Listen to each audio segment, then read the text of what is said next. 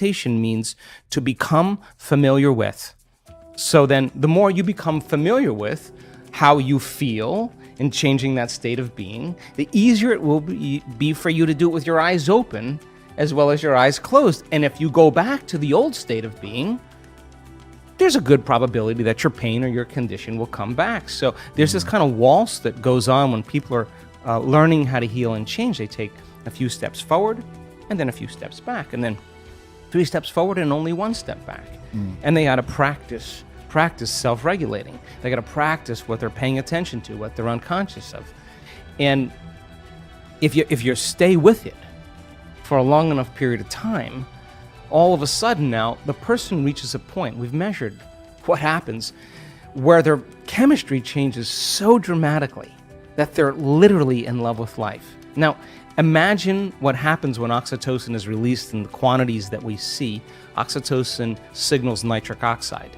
Nitric oxide signals a chemical called endothelial-derived relaxing factor, and that's a big word or set of words that just means a chemical that signals the arteries in your heart to literally expand.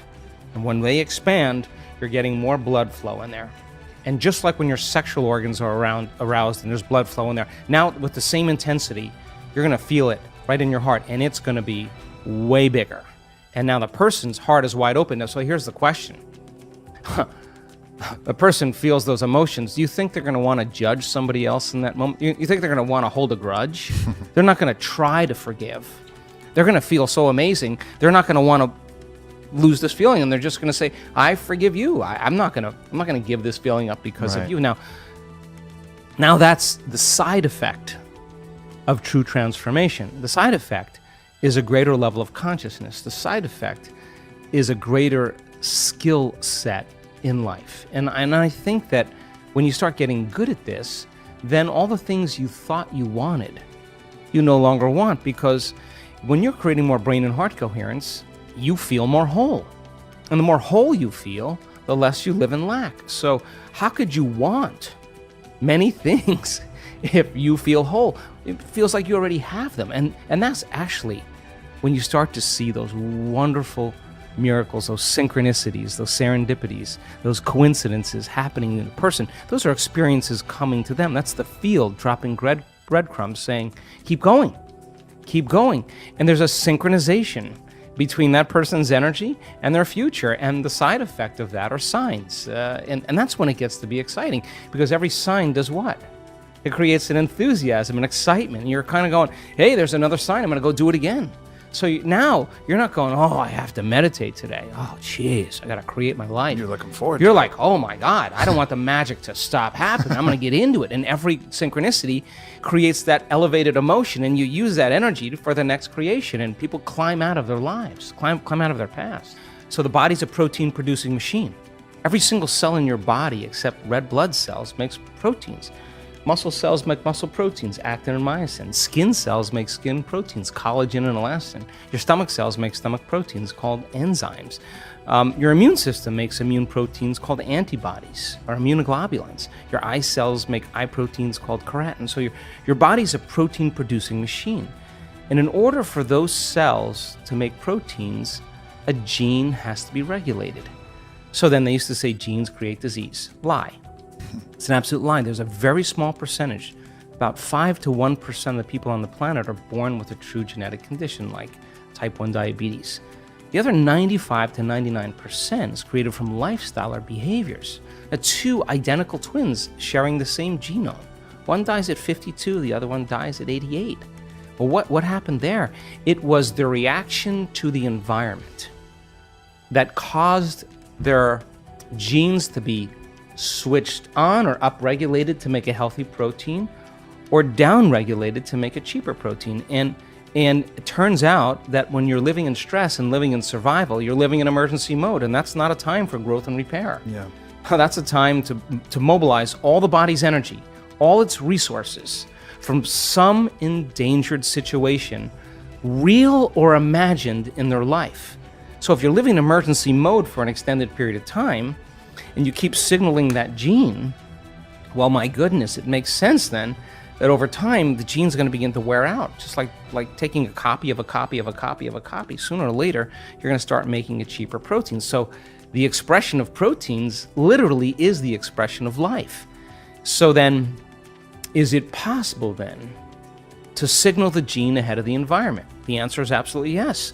Because if a person's waiting for their wealth to feel abundance, if they're waiting for their health to feel wholeness and gratitude, if they're waiting for their new relationship to feel love, they're living by the old model of reality of cause and effect, waiting for something out there to change to make them feel better and here, take away their lack or emptiness.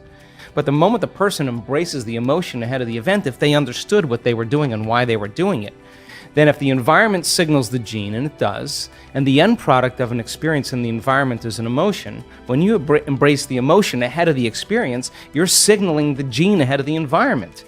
And if genes make proteins, and proteins are responsible for the structure and function of your body, you begin to become that very person. So it's not our wealth, it's not our health, it's not our new relationships, it's not the things we accumulate, it's who we become. Yeah. So we overcome the old self, which takes a great act of will and awareness, and we become somebody else. So then when you become it, nobody can take that away from you. In fact, you know that you know how to do it, or you know that you are it. And an abundant person doesn't say, I'm abundant, I'm abundant, I'm abundant, or a healthy person doesn't say, I'm healthy, I'm healthy, I'm healthy. They don't say that, they are it. Yeah. So then most people have just been fooled by their senses because their 5% of their conscious mind is holding the intent, but their body is habituated into a predictable future or emotionally conditioned into the past. And they're saying, I'm healthy, I'm healthy, I'm healthy, or I'm happy, I'm happy. And the body's going, you're miserable, you're unhappy. That thought can't even make it past the brainstem to the body. So then teaching people how to self-regulate, they have no idea when they start changing their emotional states, the amount of biological and energetic changes that take place within them and all around them. So then develop that skill and get really good at this. Then for the most part, you wouldn't be so interested in so many material things. You would be interested in facing off with yourself every day and asking, what is it that stands in the way between me and my future? What is it that stands in the way between me and my connection to the quantum field? I think that's the real question. Watson and Crick, telling people that genes are a library of possibilities. So we express 1.5% of our DNA. The other 98.5% is called junk DNA, and that 1.5%. That's 23,688 genes we express. We have 140,000 proteins that make up the physical body. How could you have more proteins than genes? It should be 1 to 1. Because on one gene, you can have thousands of variations depending on the signal. So I hypothesize that other 98.5% has to be signaled by electromagnetism. That the receptor sites on the outside of the cells are hundreds of times more sensitive to energy or electromagnetism than they are to chemistry. Chemistry is a downward causation. So imagine the person elevating their energetic state. Well, they are going to literally select and instruct new genes, and those genes may be the ones that create more significant and faster changes in the body. I mean, how do you explain a person in one meditation that's blind that comes out as now seeing?